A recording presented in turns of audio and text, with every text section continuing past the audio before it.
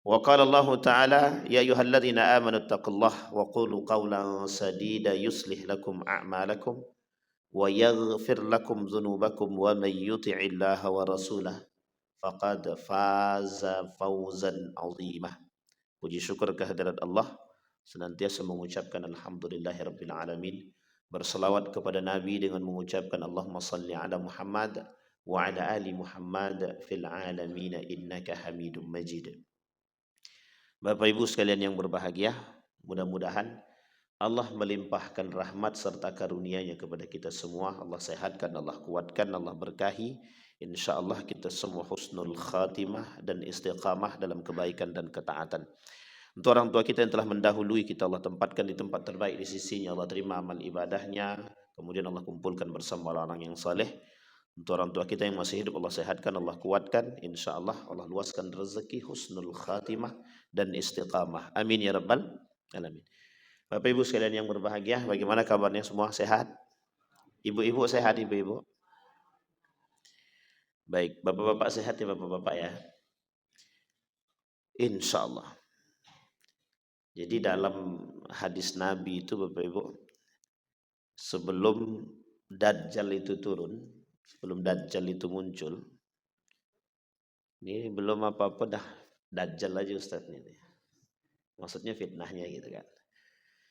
Sebelum Dajjal itu muncul, dia akan banyak kejadian-kejadian besar yang terjadi.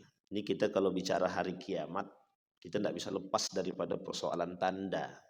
Karena ketika Nabi didatangi oleh malaikat Jibril, ditanya tentang Islam, dijawab sama Nabi dengan baik. Ketika ditanya tentang iman, Nabi jawab dengan baik. Ketika ditanya tentang ihsan, Nabi jawab dengan baik. Tapi ketika Nabi ditanya dengan tentang datangnya hari kiamat, Nabi tidak bisa jawab. Kata Nabi, yang ditanya tidak lebih tahu daripada yang bertanya. Tapi kemudian ditanya itu tentang tanda-tandanya, Nabi sampaikan tuh tanda-tandanya. Salah satu di antara tanda-tanda yang disampaikan oleh Nabi itu ada yang disebut dengan binatang melata. Budak melahirkan anak tuannya. Kalau budak melahirkan anak tuannya, itu sudah kita temukan pada masanya. Masa jahiliyah dulu kan begitu. Bahkan budak itu bebas, mau diapakan oleh tuan itu bebas. Makanya dalam kitab Armageddon itu, nanti kita coba singgung Armageddon itu. Armageddon itu apa? Di dalam kitab judulnya Armageddon itu, tanda-tanda hari kiamat itu.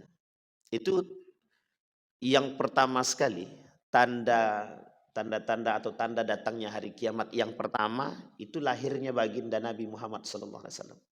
Jadi Nabi lahir itu sebagai tanda datangnya hari kiamat. Kenapa begitu? Karena dikatakan Nabi akhir zaman. Jadi kalau sudah Nabi akhir zaman, memang sudah berada di akhir zaman berarti. Karena Nabi terakhirnya siapa? Nabi Muhammad. Kecuali ada yang ngaku Nabi palsu.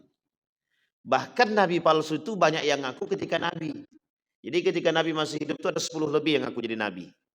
Termasuk ketika Nabi sebelum Nabi meninggal itu ada 3 yang populer ketika itu. Termasuklah Musailamah al-Kadzdzab itu. Sampai ada orang bilang Musailamah al-Kadzdzab itu lebih parah, hampir sama kayak Dajjal itu. Gitu. Saking dustanya gitu. Karena Dajjal ini kan disandarkan dengan karakter. Karakter Dajjal itu adalah pendusta. Sehingga disebutlah bahwa Dajjal itu, Musailamah al-Kadzdzab itu bagian daripada Dajjal. Dan itu ada sebabnya kenapa Nabi turunkan hadis yang lain. Kata Nabi, para pengikut. Jadi Dajjal itu ada namanya Dardiri. Itu juga dianggap Dajjal, bukan dianggap Dajjal, pernah melihat Dajjal pada masa baginda Nabi. Jadi pada masa Nabi hidup itu, ada karakter manusia yang sangat menyerupai. Gitu. Sehingga Umar bin Khattab pun tertipu, ada 3 orang. Kata Umar bin Khattab itu Dajjal itu. Kemudian tidak disampaikan ke Nabi. Nabi ragu apakah betul itu Dajjal atau tidak. Karena Nabi juga nggak terlalu ngerti. Nabi tahu karakter dan cirinya karena disebutkan itu. Cuma Nabi tak bisa katakan pasti itu orang itu Dajjal, itu tidak bisa. Nah, itu mungkin kemudian Nabi bilang begini. Nanti ada manusia-manusia yang menyerupai Dajjal. Katanya. Ini manusia-manusia yang menyerupai Dajjal. Nah kalimat ini kemudian terbukti. Ada manusia yang menyerupai Dajjal itu banyak. Setidaknya pengikut Dajjal itu nanti sebelum Dajjal itu datang. yang sudah mempersiapkan diri jadi pengikut Dajjal itu ada 7 golongan. Satu di antaranya, ibu-ibu jangan tersinggung ya ibu-ibu ya. Satu di antaranya perempuan itu. Nah, serius ibu-ibu, itu hadisnya. Dalam hadisnya begitu, satu di antara 7 itu perempuan. Tapi itu urutan keempat, maaf, urutan ketiga. Urutan pertamanya pengikut Dajjal itu Yahudi. Cuma Yahudi itu bukan Yahudi yang di Eropa, bukan. Bukan Yahudi yang di Israel yang disebutkan. Tapi yang disebutkan di situ Yahudi yang di Iran. Namanya Yahudi Isfahan. Kenapa ada Yahudi di Iran? Sekarang pertanyaannya, Iran sama Israel berantem. Iran sama Israel sedang cekcok. Loh, di mana letak Yahudinya? Di Iran itu sudah ada Yahudi. Namanya Yahudi Isfahan. Yang itu sudah menjadi penghargaan bagi Iran terhadap Yahudi itu sendiri.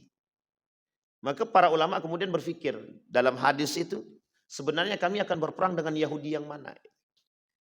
Karena banyak hadis Nabi tentang perperangan, Pak.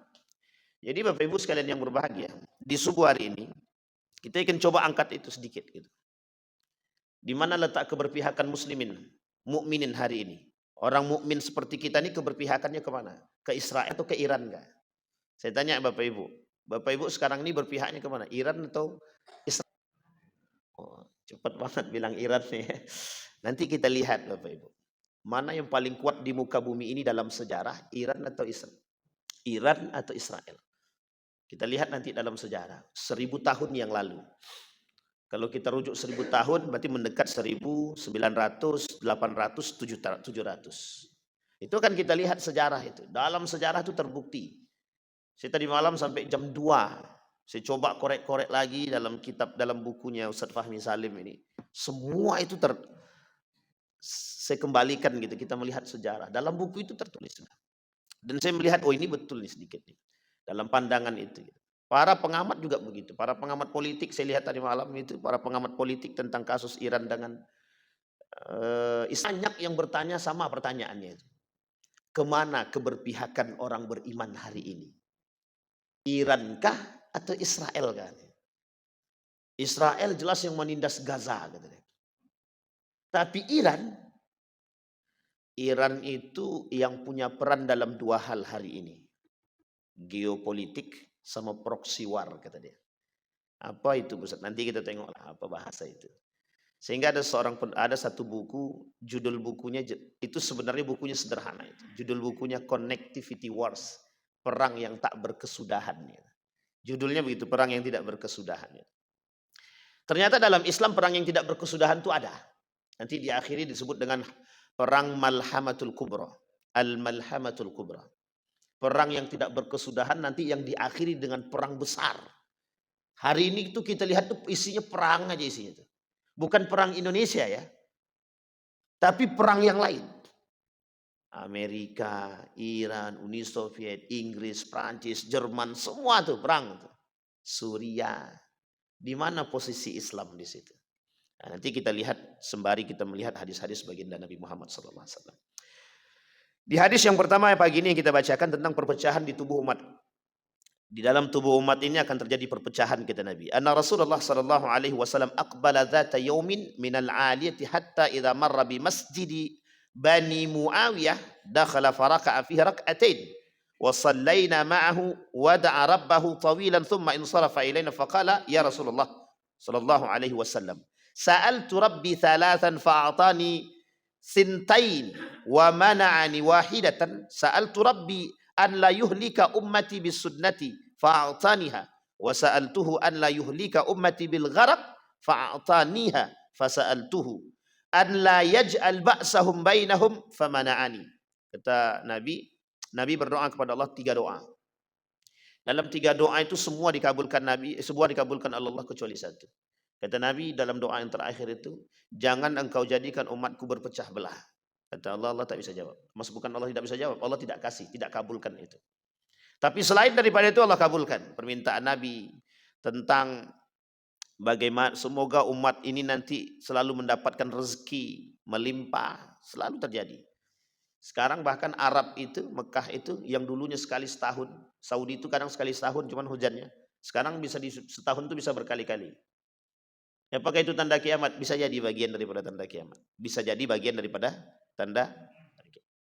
Di antara 3 doa, satu tak dijawab satu tidak dikabulkan oleh Allah.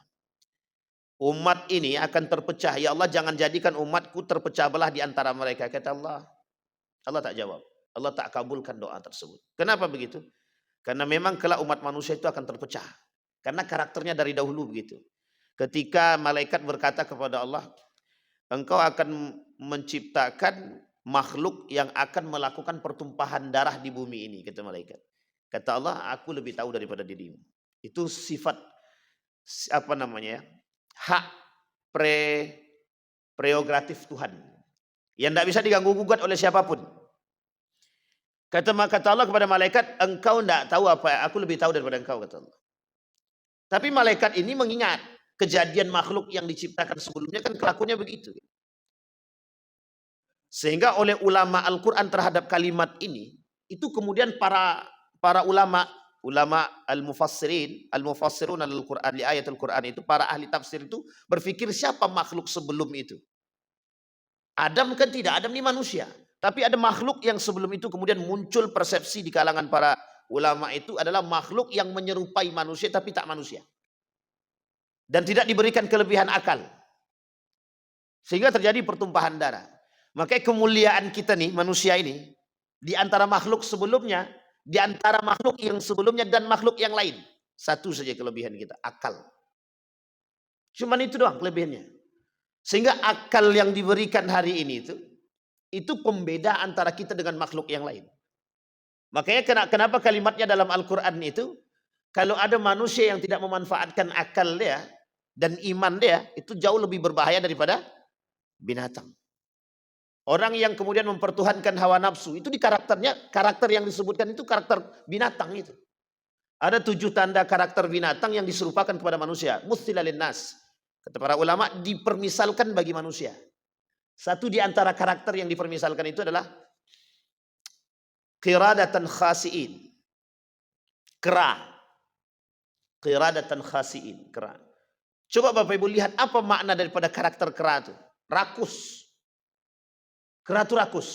Satu pisang belum habis, dia masih butuh pisang yang lain itu. Dan dia akan mempertahankan pisang-pisang yang lain itu untuk diri dia, bukan yang lain. Coba lihat karakter manusia sekarang ya. Bukan manusia sekarang, tapi manusia pada hakikat karakter dia. Mereka kalau sudah merasa mendapatkan sesuatu, pengen terus. Yang bisa menjadi penahan itu iman. Yang bisa menjadi penahan itu hati, iman. Tapi kalau tidak dibarengi dengan hati dan iman, cuma nafsu saja, maka becokak aja kerjaan sekarang itu. Becokak itu apa? Berkelahi aja. Kenapa ini merasa punya dia nih? Kasus-kasus sekarang ini Bapak Ibu boleh lihat itu kan karena kerakusannya dia itu. Kalau dalam bahasa Arab rakus itu ada 2. Satu tama, yang kedua hirsun. Sama-sama disampaikan. Kata para ulama, al-hirsu asyaddu minat tama. Hirsun itu jauh lebih berbahaya daripada tama. Jadi hirsun itu serakah. Rakus di atas rakus lagi lebih parah daripada rakus. Maka kata para ulama serakah. Kita ambil contoh ya. Sesuatu yang dulu tak terfikir oleh kita kan sekarang terfikirkan dan terjadi. Dulu tidak ada orang mengkapling laut tuh Pak. Laut tuh tidak ada yang tidak pernah terfikir oleh Fir'aun itu. Untuk mengkapling laut itu. Orang sekarang kan lebih parah daripada Fir'aun itu. Laut pun dikapling. Coba kita nggak kepikiran itu Pak. Sampai orang bisa katakan ini laut ini milik dia gitu kan. Setelah laut yang dikapling, pulau yang dikapling. Kalau pulau yang dikapling masih jelas itu Pak. Tapi kalau laut itu mengkaplingnya gimana? Coba bayangkan memasang tonggak di dalam laut gitu kan. Tapi kan saking niatnya gitu. Saking rakusnya kan benar begitu. Pengen kapling semuanya gitu. Artinya lebih parah daripada Fir'aun sebenarnya gitu. Cuman kekuasaannya tidak seperti Fir'aun. Puncak tertinggi sifat buruk daripada Fir'aun itu yang tertinggi. Udah paling tinggi banget itu yang dilakukan oleh Fir'aun, mengaku diri dia Tuhan. Manusia sekarang kan tidak mengaku Tuhan itu. Yang mengkapling laut kan nggak ngaku Tuhan itu. Tapi dia lebih berbahaya daripada Fir'aun. Dia tidak mengakui Tuhan tapi bersifat seperti Tuhan gitu. Saking tingginya perbuatan Fir'aun. Haman, tolong buatkan gedung yang tinggi sampai sana. Ini dalam Al-Quran disebutkan. Ya Haman, kata dia. Hei wahai Haman, kata Fir'aun. Sekretaris pribadi dia. Konco arek lah kalau bahasa lain. Bangunkan aku bangunan yang tinggi sampai ke langit. Aku pengen tahu Tuhannya Musa itu yang mana. Coba dia nantang. Nantang Tuhannya Musa sampai sebegitunya. Sekarang saya tanya sama Bapak Ibu, ada enggak karakter itu sekarang? Ada, karakter itu ada. Bapak Ibu jangan salah, Dubai itu punya satu cita-cita yang sekarang dalam rancangan. Apa cita-citanya Dubai hari ini? Membangun gedung tanpa tiang. Bapak Ibu bisa bayangkan membangun apartemen tanpa tiang. Coba gimana? Coba bayangkan apartemen tanpa tiang. Nanti kalau apartemen tanpa tiang, jadi bangunan yang besar isinya manusia bisa tinggal di dalam, tapi tidak ada tiangnya. Dan itu sudah dalam rancangan. Dan bagaimana alat transportasinya? Alat transportasi sederhana. Dulu ada pesawat-pesawat itu kan Bapak Ibu bisa lihat. Sekarang tidak begitu lagi Pak. Ada motor tanpa ban. Honda tanpa ban bisa terbang. Dan terbangnya bisa santai gitu. Tidak kayak pesawat terbang. Kalau itu terjadi, Cina sudah buat. Dan Cina sudah punya itu. Bisa motor terbang di atas biasa saja. Ya jalan, tidak perlu lagi aspal. Jadi besok mau air, mau apa, terserah dia bisa terbang. Artinya sudah ada transportasinya untuk bisa. Coba bayangkan. Dan Bapak Ibu tahu penyebabnya apa? Dubai berpikir demikian karena dia merasa minyak yang dia miliki hari ini itu mampu dengan segala uang yang dia miliki membuat sesuatu yang tidak pernah difikirkan oleh manusia pada masa dahulu. Hari ini difikirkan dia. Saudi Arabia nggak kepikiran dulunya untuk membangun Pulau Penyu. Sekarang terfikirkan oleh Saudi untuk membangun Pulau Penyu. Nah, cita-cita Saudi hari ini bagaimana membangun pariwisata yang megah sehingga mau bisa jadi orang-orang Eropa itu turis-turis dari berbagai mancanegara datang hanya untuk datang berpariwisata ke Saudi Arabia. Untuk apa? Membandingkan antara Mekah, Madinah. Kelak Mekah, Madinah itu bukan tujuannya untuk ibadah. Tapi tujuannya untuk wisata. Nah, nanti Bapak Ibu dibuat satu bangunan. Nanti ke Mekah itu, khusus Masjidil Haram itu. Dalam beberapa tahun yang akan datang ini, kalau saya tak salah 2030, itu harus jadi. Di 2030 itu, dari Masjidil Haram, itu sampai ke gerbang utamanya, itu sekitar 3 kilo. Jadi nanti dari Masjidil Haram ya ke gerbang utama, dari Ka'bah ke gerbang utama Masjidil Haram itu jarak tempuh jalannya 3 kilo. Itu sudah dalam rancangan. Jadi Bapak Ibu bisa bayangkan 3 kilo ke depan itu jalan kaki, semua gedung yang ada di situ sudah digeser dan digusur.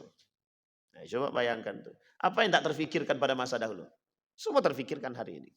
Tapi bayangkan dengan itu manusia terpecah belah. Kita lihat penyebab terpecah belahnya. Yang diirikan oleh Eropa kepada Timur Tengah itu apa? Kalau dulu Habasyah yang dia tak suka dengan Mekah itu apa? Ka'bah Pak. Sampai dibangun tempat ibadah mereka sebagus mungkin. Ini dalam sejarah ya. Sebagus mungkin. Tapi tak bisa nandingi. Tak bisa menandingi Ka'bah. Ka'bah itu cuma petak begini. Tapi orang berbondong-bondong datang. Mas Abdul Muttalib. Gelisah nih Raja Habasyah nih. Pengen hancurkan Ka'bah. Itu perebutannya. Dan itu sangat masyhur cerita ini. Singkatnya. Sekarang tidak begitu. Minyak muncul di tanah Arab. Di Timur Tengah. Muncul minyak. Menjadi rebutan semua negara. Sekarang negara yang paling berkuasa itu kan. Yang dianggap adidaya. PBB dilawannya bisa. Negara yang lain takut dengan PBB. Semua negara hadir dalam konferensinya PBB. Cuman satu yang tak datang. Amerika tak bisa kasih sanksi sampai hari ini. Kenapa sampai hari ini Amerika memberikan sanksi kepada Israel? Apakah karena negeri ilegal? Bukan. 1990-an, 1940-an itu sudah diakui. PBB mengakui keberadaan Israel pada masanya. Meskipun sebagian negara Islam yang lain tidak mau mengakui. Nah, coba bayangkan kekuatan Israel. Lain semua negara kumpul dalam PBB itu. Dia sendiri tak. Tidak mau deh. Ngapain kami ini? Dia paling berkuasa. Pertanyaannya adalah. Israel, apakah Bani Israel yang dahulu? Tidak. Inggris kerjasama dengan mohon maaf. Dalam revolusi Arab. Inggris punya peran besar. Harus diakui dalam sejarah. Inggris punya peran besar dalam revolusi Arab. Tahu Bapak Ibu revolusi Arab yang saya maksud? Pisahnya kerajaan Saudi Arabia sekarang dengan Turki Utsmani dan kerajaan-kerajaan Islam yang lain. Ada namanya dinasti Safawiyah, kerajaan Safawiyah yang ada di nanti cikal bakalnya ada di Mesir. Namanya kerajaan Fatimiyah. Dinasti Fatimiyah Syiah. Safawiyah ini Syiah. Di mana itu? Di Irak, Kufah. Kerak cikal bakal munculnya Syiah di Iran. Sampai sini sudah paham ya Bapak? Itu peran Inggris besar di situ. Sehingga ketika itu Syarif Hussein, Inggris ini kerjasama dulu dengan Syarif Hussein, seorang gubernur Mekah, Hijaz ketika itu. Yang masih dalam kepemimpinan Turki Utsmani. Memberontak kepada Turki Utsmani. Syarif Hussein kerjasama dengan Inggris. Inggris sediakan bala bantuan, termasuk senjata. Ternyata, dilalah kata orang Jawa, itu Inggris kerjasama juga dengan Ibnu Saud. Kerjasama dengan Ibnu Saud. Inggris kerjasama dengan Ibnu Saud. Akhirnya Ibnu Saud mengambil kekuasaan daripada Syarif Hussein. Ini yang berantem Ibnu Saud dengan Syarif Hussein. Ibnu Saud ini tinggalnya tidak di Mekah, tapi di Nejad. Kalau dalam pengamatan para pengamat politik itu, lebih tepatnya di Riyadh, kata dia. Lebih tepatnya di Riyadh. Dia tak tinggal di Mekah, tapi Syarif Hussein tinggal di Mekah. Ibnu Saud ingin menguasai Hijaz ini. Karena Hijaz ini mencakup 2 kota suci sekaligus. Mekah dan Madinah. Dia bisa kuasai itu. Kata Syarif Hussein, kata Ibnu Saud, oke. Akhirnya Inggris tidak mau Syarif Hussein. Karena Syarif Hussein berambisi. Ini dalam sejarah nih. Kerjasamalah Syarif Hussein dengan Ibnu Saud. Ibnu Saud kemudian menggulingkan Syarif Hussein. Terbangunlah satu kerajaan atau negara yang diambil dari nama penakluknya, Ibnu Saud. Maka dibuatlah nama kerajaannya, negaranya, kerajaan Al-Mamlakatu Al-Arabiyatu As-Saudiyah. Kerajaan Saudi Arabia. Nah, sampai di sini bisa dipahami Bapak Ibu. Itu cikal bakal sejarah kerajaan Saudi. Diambil dari nama penakluknya. Satu-satunya negara di muka bumi ini yang diambil dari nama penakluknya cuma itu. Saudi Arabia. Dan itu kerjasama dengan Inggris. Dan Inggris kerjasama dengan ia menaklukkan Palestina, Yerusalem. Dapat Pak pada masa itu. Perang salib. Peran itu Pak. Tidak bisa kita percaya. Pengkhianat habis. Ketika perang Persia dengan Babilonia. Ketika Yahudi bekerja sama dengan Babilonia, Yahudi kan tempat Pak oleh Babilonia di tempat itu. Babilonia itu Iraknya sekarang. Iraknya sekarang. Persia itu Irannya sekarang. Dalam sejarah 750 sebelum Masehi terjadi perang besar-besaran antara Babilonia dengan Persia. Itu Irak dan Iran sekarang. Sekarang saya kasih tahu Bapak Ibu. Apa pernyataan Ali Khamenei hari ini? Minggu-minggu ini. Pernyataan Ali Khamenei begini. Kami akan menghancurkan Israel. Seperti kami menghancurkan dalam perang kami pada dahulu. Perang dahulu kita rujuk dalam sejarah. Dar masuk pada sejarah Pak. Iran selalu mendapatkan keuntungan dalam perang-perang siapapun. Iran punya untung. 2006 itu masih terjadi perang besar Pak. Iran punya untung. Tapi Iran tak berperang tak. Dia cuma dapat untung saja. Makanya Iran ternyata punya peran besar. Kenapa Amerika pernah menantang Iran? Kalau Iran macam-macam akan kami hancurkan. Kata Amerika. Sekali ditutup sama Iran Selat Hormuz, tak ada satupun yang berkutik. Langsung Amerika krisis. Coba bayangkan tuh. Cuman ditutup Selat Hormuz krisis. Makanya jawaban Ali sekarang itu, siapapun yang melawan, siapapun yang membantu Jerman dan Amerika akan membantu Israel dalam persenjataan. Apa kata Ali Khamenei? Kami lawan gitu. Yang ikut membantu Israel. Nah, kan itu yang ditunggu sekarang nih. Ada kejutan yang ingin diberikan oleh Iran kepada. Sekarang kita lihat Bapak Ibu. Kita keberpihakannya kemana kan begitu. Kita keberpihakannya kemana. Perang yang terjadi sekarang itu sebabnya cuma satu kan. Kekuasaan. Kenapa orang merebut kekuasaan hari ini? Karena ingin menguasai minyak sumber daya alam yang ada. Termasuk salah satunya minyak itu sendiri. Ada minyak, ada gas, ada pariwisata, ada alam yang lain. Itu yang ingin dikuasai hari ini. Makanya mohon maaf, Amerika sekarang keliling negara-negara Islam. Dan itu disampaikan Pak oleh Nabi dalam hadisnya. Umat-umat lain itu akan mengeroyok umat Islam. Akan mengeroyok. Bahkan kelak kata Nabi, umat Islam itu tunduk, tak berani berbuat apapun. Bahkan negara-negara Islam hari ini tunduk. Kita ambil contoh. Kemarin beberapa artis Indonesia ikut datang ke Mesir, ingin menembus blokade yang dilakukan oleh Israel di perbatasan Mesir sana. Ingin nembus ke Gaza. Tapi tidak boleh Pak. Apa kata pemerintah Mesir? Yang ketahuan berangkat, tangkap, deportasi. Itu beberapa artis kita yang sudah sampai di hotel di sana. Ada yang selamat, ada yang dideportasi. Banyak yang dideportasi. Kenapa dideportasi? Karena Mesir tidak memberikan izin kepada mereka untuk melakukan demo ke sana. Semua negara Islam tidak ada satupun yang mengizinkan untuk menembus blokade itu. Ini disampaikan oleh Ustaz Fahmi Salim dalam khutbah Jumat. Dikirimkan ke kami. Sampaikan ini kepada seluruh masjid. Gitu deh. Kami sebarkan Pak. Isinya cuma satu. Kemana negara Islam? Nabi sampaikan dalam hadisnya. Tunduknya negara Islam kepada negara-negara adikuasa. Padahal dia tak berkuasa sebenarnya. Bayangkan Donald Trump keliling-keliling negara Islam tuh Pak. Cuman minta investasi. Datang ke Mesir, Mesir investasi.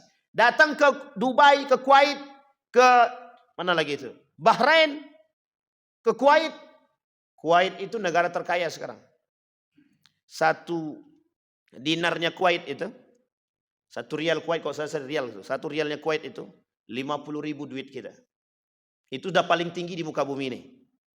Pound sterling berapa? 30.000. Bahrain itu 40.000. Kuwait 50.000. Jadi kalau kita bawa duit ke sana 2 juta itu cuma buat bayar taksi. Nah, coba bayangkan 2 juta itu cuma buat bayar taksi Pak. Belum bayar hotel ya, baru bayar taksi itu Pak. Coba bayangkan. Kami pernah itu Bapak Ibu di salah satu negara itu, Oman. Saya berangkat ke Oman itu, 1 rialnya Oman 40.000. Awak kira 1 rialnya Oman sama dengan 1 rialnya Saudi. 1 rial Saudi kan cuma 3.500 pada masanya Pak. Naik kami taksi sampai ke bandara, dari hotel ke bandara itu sangat-sangat dekat. Paling 5 menit lah. Dia minta 50 rial. Saya bilang 50 rial, oke lah. Saya kasih 50 rial Saudi. Oh enggak bisa Pak katanya. Sekalikanlah di situ. Rupanya 1 rialnya Oman itu 40.000. Stres juga kita dibuatnya. Nah, coba bayangkan. Apalagi Kuwait yang 50.000 1 rialnya. Itu keliling tuh Pak. Donald Trump keliling itu. Keliling Saudi. Bahkan dengan Saudi itu ada perjanjian, jika Donald Trump mau membuka blok untuk makanan, ekonomi, blokade ekonomi namanya, bagi Suriah, maka Saudi akan berinvestasi sekian dolar kepada Amerika. Dan perjanjian itu disebut dengan Abrahamic Agreement, perjanjian Abraham. Sekarang saya tanya Bapak Ibu, yang punya perjanjian Abraham itu siapa? Cuman Yahudi Pak. Abraham itu pemahaman Yahudi. Abraham itu bukan pemahaman Amerika. Amerika tidak pernah ada pemahaman tentang Abraham itu. Yang punya pemahaman Abraham itu Yahudi. Dan satu tujuan Yahudi hari ini itu mengembalikan yang disebut dengan Abrahamic religion. Apa itu Abrahamic religion? Agama Ibrahim. Agama Abraham itu agama nenek moyang. Yang hari ini melahirkan agama-agama yang lain. Termasuk Islam, Kristen, Hindu, Buddha. Semua agama ini menurut pemahaman mereka itu akarnya Abraham. Jadi ingin kembalikan sekarang ini.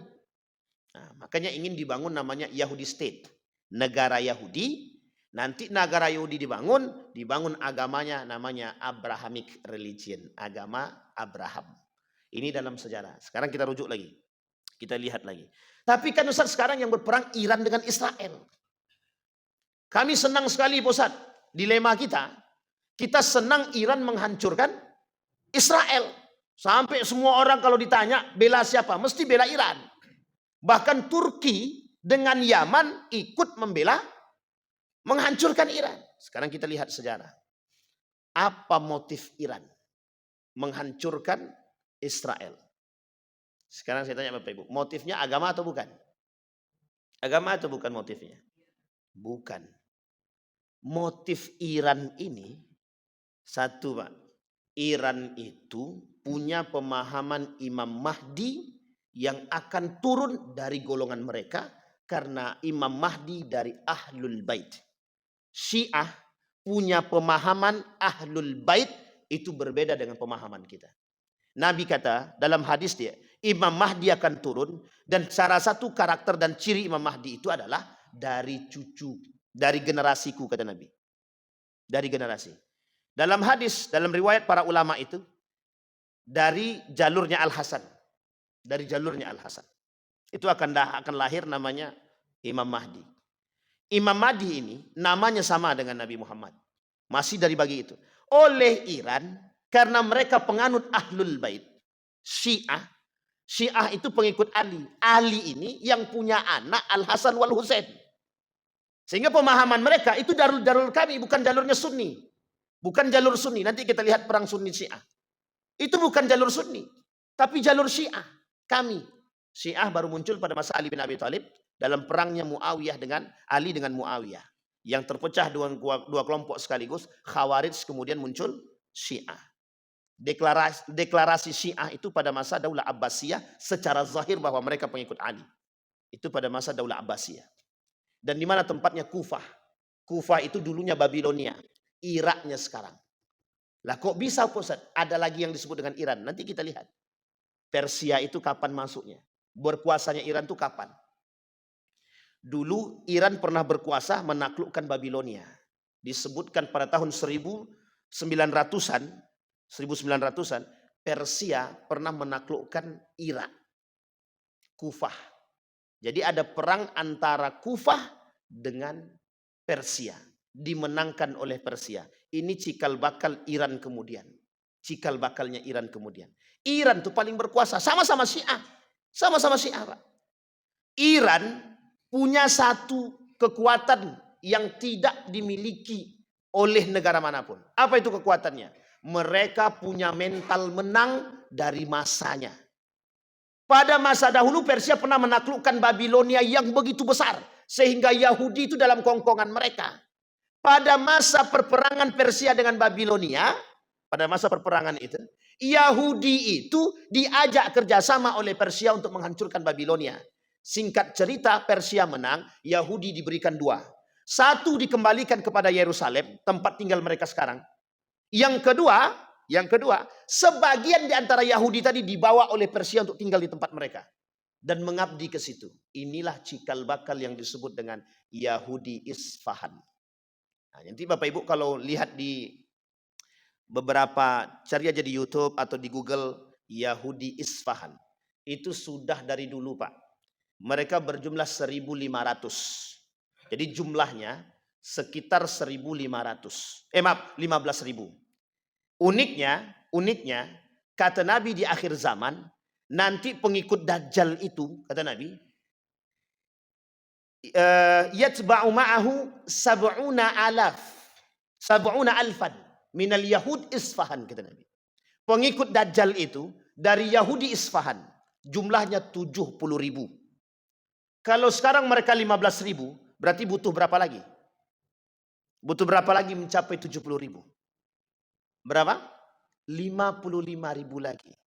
Pertanyaannya adalah kapan 55.000 ini bisa dipenuhi? Kalau betul Nabi kata dalam hadisnya, pertanyaannya, perkataan Nabi pasti betul apa tidak? Pasti betul, Pak. Pertanyaannya 70.000. Di mana letak sisanya?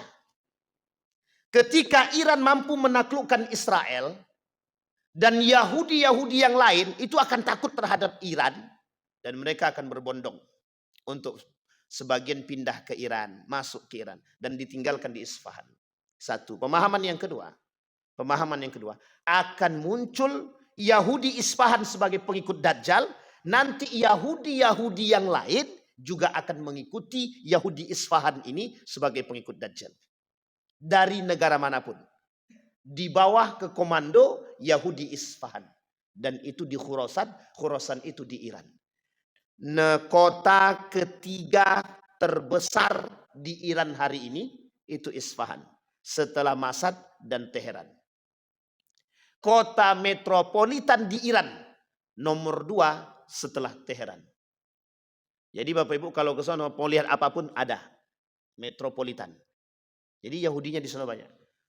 Bahkan ada beberapa waktu yang lalu seorang konten kreator sampai di Isfahan itu bendera-benderanya Yahudi itu berkibar.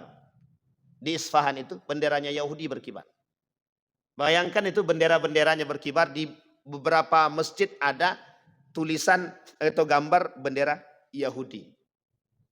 Jadi Nabi mengatakan itu tidak main-main. Kata Nabi kelak di akhir zaman itu pengikut Dajjal itu 70.000 dari kaum Yahudi. Orang kelompok pertama yang mengikuti Dajjal dari 7 kelompok tadi, yang pertama Yahudi. Yahudi pertama itu disebut dengan Yahudi Isfahan. Jadi nanti perang umat muslim dengan Yahudi mana? Yahudi ini banyak. Nanti di akhir zaman akan muncul juga Yahudi Khazar.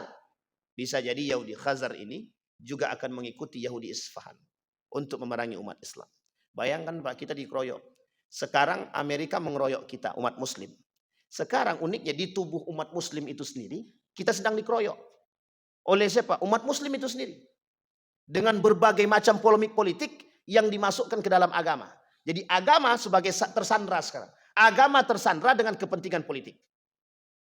Iran, dia ingin menghancurkan. Satu di antara cita-cita Iran sekarang itu adalah menguasai dunia, pemegang kekuatan pertama. Siapa itu? Israel. Kalau Iran berhasil menaklukkan Israel, Iran itu negara kuat Pak. Negara kuat. Kalau dia berhasil menaklukkan Israel, dia berhasil membuat mata ahlus sunnah, mohon maaf, sunni terpedaya dengan kekuasaan dia. Sehingga mohon maaf, dia berhasil menaklukkan atau bisa menyebarkan paham Syiah dimanapun. Sampai di sini bisa dipahami. Sampai di sini bisa dipahami Bapak Ibu. Coba tujuan akhirnya apa? Hanya ingin merebakkan, menyebarkan paham Syiah. Terbukti sangat. Kapan? Di Indonesia. Pernah terjadi? Pernah. Di Jawa. Syiah datang di satu tempat, semua tempat itu mau dikuasainya Pak.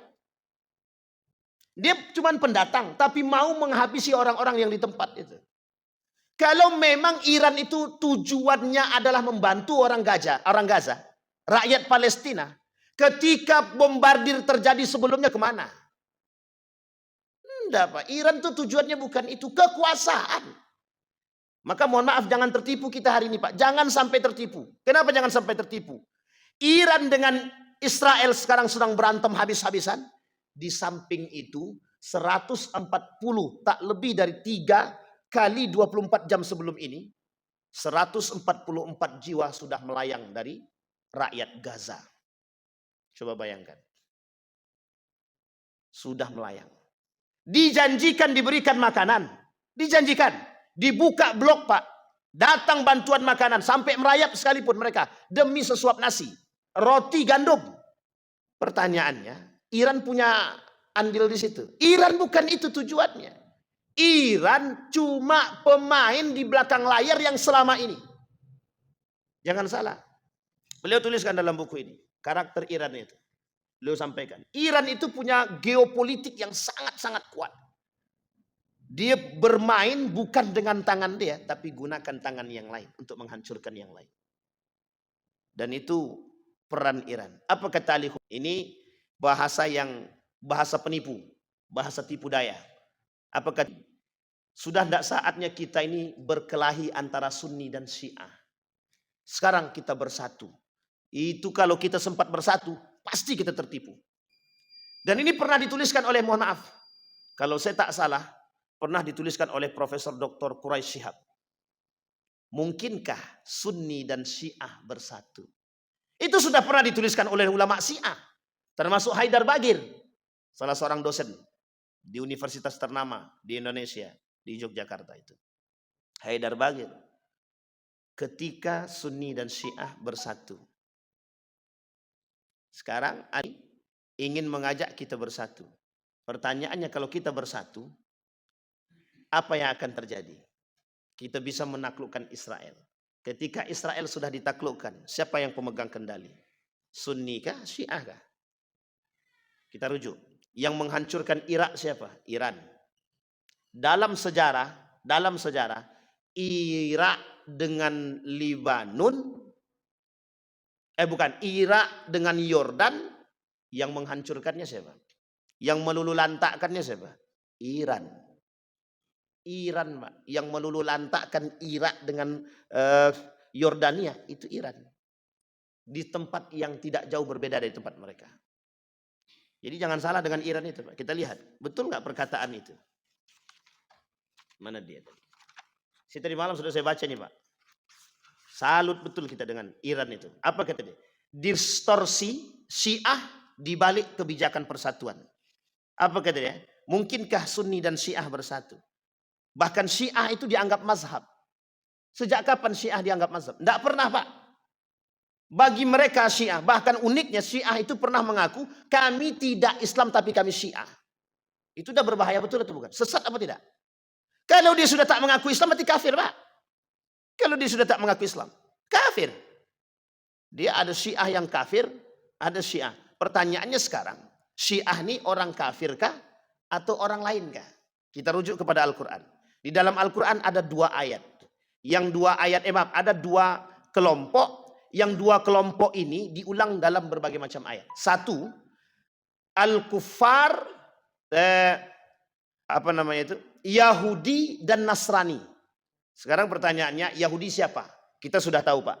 Yang menjadi perdebatan para ulama sekarang itu adalah Nasrani ini siapa? Nasrani ini siapa? Yang kedua, kafaru wa asyraku.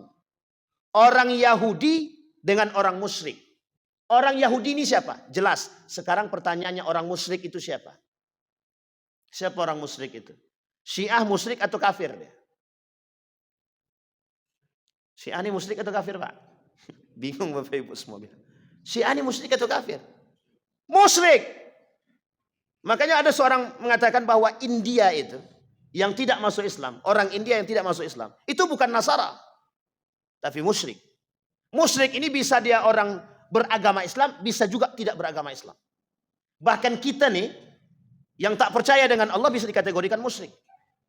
Asyraku, mereka melakukan perbuatan syirik. Kalau disebut dalam kitab ini, dalam buku ini, Syiah itu majusinya sekarang. Syiah itu majusinya sekarang. Majusi itu tidak jauh berbeda dengan Syiahnya hari ini. Bayangkan, mereka menguasai dunia. Yang ingin mereka ambil alih hari ini adalah mereka bisa menguasai Israel, menghancurkan Israel, orang yang punya pegang kendali terhadap Amerika. Maka kalau Israel bisa ditaklukkan oleh Iran, maka negara yang lain bisa ditaklukkan oleh Iran. Sekarang pertanyaannya, apa yang membuat mereka kuat? Satu, Pak, nuklir. Tahu PBB nuklir yang mereka gadang-gadangkan hari ini kami punya. Sekarang pertanyaannya, ketika itu menjadi pusat perhatian dunia, sampai Amerika mengatakan habisi nuklir, tidak sanggup, Pak. Amerika nggak sanggup. Kalau dihabisi kami hidupkan. Nggak goyang Amerika, tidak sanggup. Maka Turki hari ini berpikir sama, untuk membangun kekuatan negara. Coba bayangkan. Artinya apa? Iran cuma ngancam, takut semua. Semua takut. Amerika ngancam Iran, Iran ancam balik. Sekarang datang sekutu baru, namanya Jerman. Diancam lagi sama Iran. Diancam lagi. Yang kedua, kekuatan Iran di mana? Selain daripada minyak, Selat Hormuz. Ketika blokade Selat Hormuz semua, Pak. Kalau Amerika krisis, negara yang lain pasti krisis. Coba bayangkan. Ketakutan dunia terhadap Iran. Makanya mohon maaf, Pak. Iran itu pemain di balik layar. Pemain di balik layar. Sekarang kita lihat. Berarti kita ini nanti berperang dengan siapa? Dalam hadis Nabi, satu kita berperang dengan orang kafir, yang kedua kita berperang dengan orang musyrik. Orang mukmin di akhir zaman itu berperang dengan orang kafir dan berperang dengan orang musyrik. Orang kafir itu siapa? Yahudi. Orang musyrik itu siapa? Syiah itu. Majusi kita sekarang. Nah, coba bayangkan. Jadi kita ini sekarang sedang betul-betul dikeroyok. Uniknya, negara-negara Islam yang lain tak mampu bersuara. Kita ambil contoh, Saudi, Mesir, Dubai, Qatar, Kuwait. Yang negara notabene kaya semua. Kaya semua, Pak. Tapi dengan lisan manisnya Donald Trump terbuai. Terbuai, Pak. Kami akan investasi untuk pariwisata yang ada di Saudi. Diam, Pak. Kami akan bantu Mesir. Investasi di Mesir. Mau enggak kalian kami investasi? Diam, Pak. Sehingga apa? Dua negara yang menolak ulama internasional. Kita sebut negaranya. Mesir dengan Saudi. Tidak sepakat, tidak sejalan dengan adanya melawan Israel. Fatwa ini dikeluarkan oleh ulama internasional, ditolak oleh dua negara, Saudi dan Mesir. Pertanyaannya, kekuatan Islam itu terletak di mana hari ini? Dua negara ini, Pak. Satu Mesir yang digadang-gadangkan, yang kedua Saudi Arabia. Di situ ada Universitas Islam Madinah yang melahirkan para ulama-ulama, yang di Mesir ada ulama Al-Azhar, ada sekolah Al-Azhar yang melahirkan para ulama. Bisa diam, bisa tidak ikut, bisa menolak fatwa jihad. Bahkan menolak orang-orang yang ikut menerobos blok. Apa kata Ustaz Fahmi Salim? Alumni Mesir. Di mana negara-negara Muslim hari ini hanya mampu berdiam diri dan tunduk. Apa kata Nabi dalam hadisnya? Kelak negara-negara Islam itu tunduk kepada negara Eropa. Dan itu terbukti hari ini. Maka yang di dalam hadis Nabi akan muncul kekuatan baru dari Konstantinopel yang sekarang. Nah, Konstantinopel sekarang ini oleh kata para ulama, sebagian para ulama tafsir, ulama yang mentafsirkan hadis ini, Turki sekarang.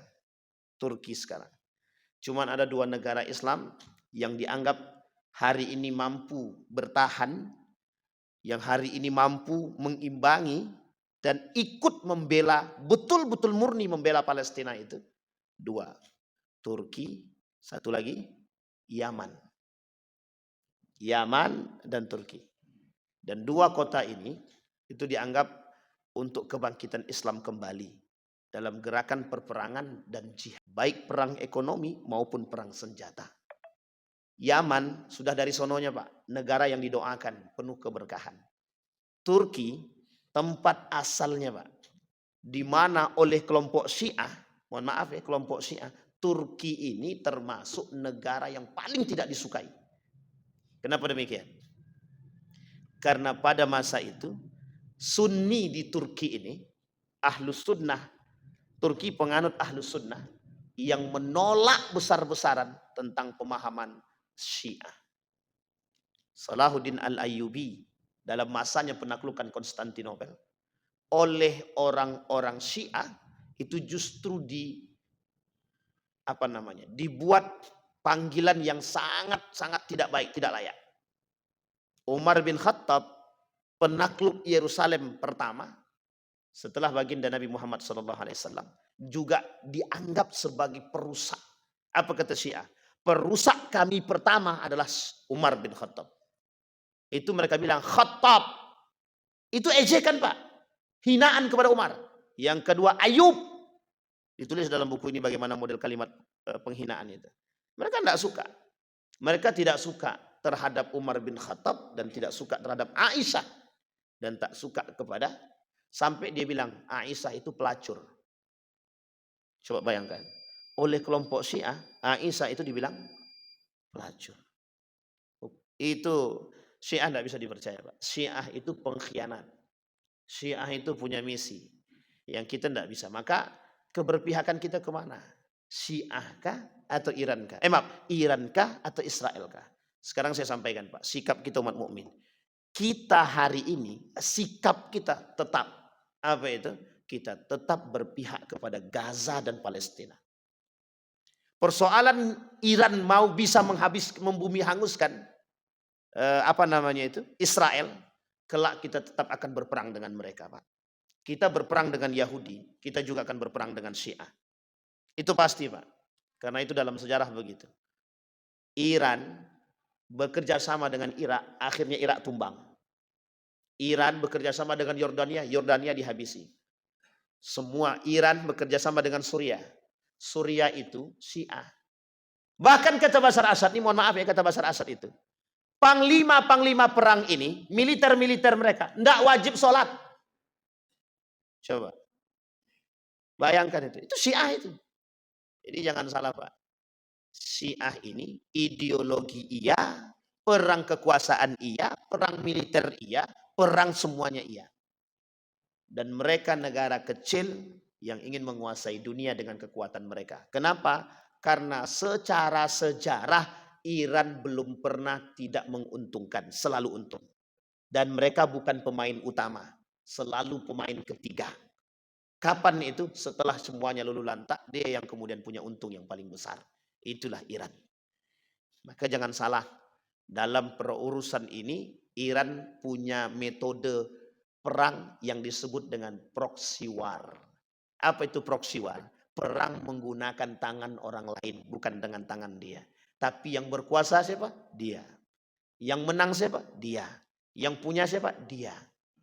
Sampai hari ini, kalau mereka berbicara dengan lisan mereka, itu mesti tipu daya.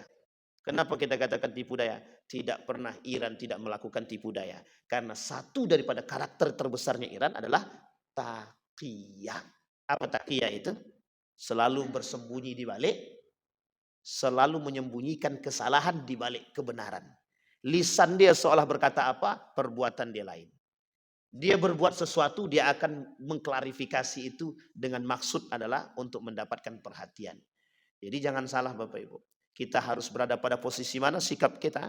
Terlepas dari perangnya Iran dengan Israel, kita tetap harus mengeluarkan semua tenaga kita untuk Gaza dan Palestina. Karena akhir perjalanan orang beriman, hijrah terakhir orang beriman adalah Palestina. Sampai di sini bisa dipahami Bapak Ibu? Sudah bisa dipahami pergerakan Iran ya? Jadi pagi ini kita seolah-olah berbicara politik. Tapi sebenarnya di balik politik ada ideologi yang tersembunyi. Itulah ide daripada alihu, orang Syiah. Jadi jangan percaya terhadap Syiah. Jangan juga percaya dengan Yahudi. Kedua-duanya sama-sama pengkhianat. Syiah pengkhianat, Yahudi jauh pengkhianat. Kedua-duanya pengkhianat. Maka kita berusaha menjadi orang-orang yang berada di situ. Kita tetap istiqamah menjaga Gaza. Kita tetap istiqamah menyalurkan bantuan kita kepada Palestina. Dan hari ini kita tetap bersama dengan Yaman dan Turki yang hari ini masih eksis untuk membantu, untuk tetap berjuang dalam melawan kekejaman Israel. Mudah-mudahan bermanfaat bagi kita semua. Kita berdoa kepada Allah.